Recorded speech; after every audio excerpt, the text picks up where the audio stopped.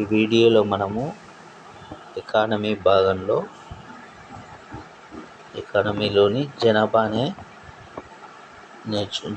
అనే అతి ముఖ్యమైన చాప్టర్ నేర్చుకుందాం.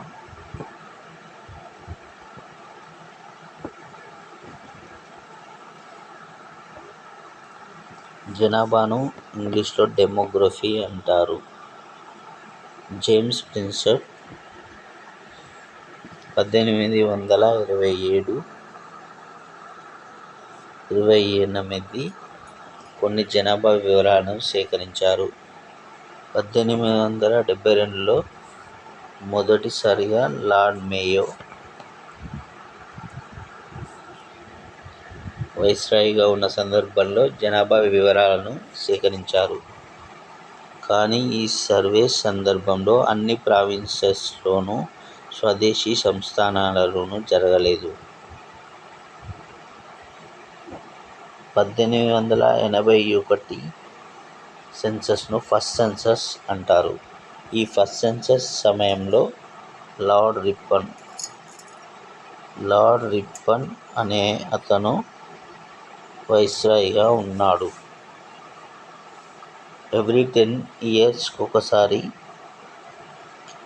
సెన్సస్ జరుగుతుంది. 1881ని ఫస్ట్ సెన్సస్ అంటారు. అప్పటి నుండి ప్రతి 10 సంవత్సరాలకు ఒకసారి జనాభా లెక్కలను సేకరిస్తున్నారు.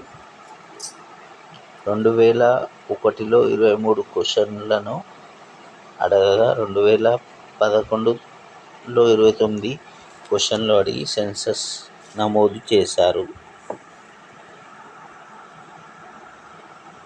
ఎడ్విన్ కానన్ 1924లో అభిలషణీయ సిద్ధాంతం ప్రకటించాడు.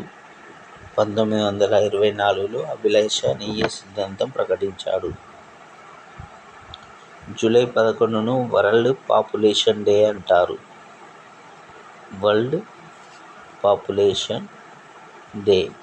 జూలై 11ను వరల్డ్ పాపులేషన్ డే అంటారు.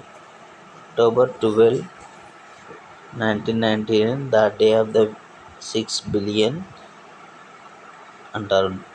అక్టోబర్ 12, 1999ను ద డే ఆఫ్ 6 బిలియన్ అని అంటారు. దీన్ని తెలుగులో 6 బిలియన్ల దినము అని అంటారు. 2011 సెన్సస్ గురించి ఇప్పుడు నేర్చుకుందాం. 2011 సెన్సస్ను భారత్లో కౌంట్ చేసేది సెన్సస్ ఆఫ్ ఇండియా. ఈ సెన్సస్ ఆఫ్ ఇండియా అనేది హోమ్ మినిస్ట్రీ ఆధ్వర్యంలో పనిచేస్తుంది. ఇది ముఖ్యమైన క్వశ్చన్. భారత్లో సెన్సస్ ఆఫ్ ఇండియా అనేది హోమ్ మినిస్ట్రీ ఆధ్వర్యంలో పనిచేస్తుంది. 2011 జనాభా లెక్కల సందర్భంలో రిజిస్ట్రార్ జనరల్ నేమ్ ఏంటంటే చంద్రమౌళి. 2011 జనాభా లెక్కల స్లోగన్ లేదా నినాదం అవర్ సెన్సస్ అవర్ స్లోగన్ కాదు, ఇది future. Our census our future.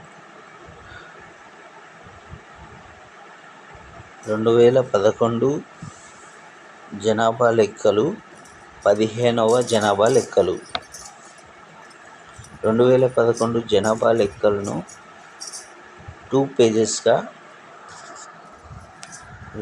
విడగొట్టడం జరిగింది. Housing census, population census.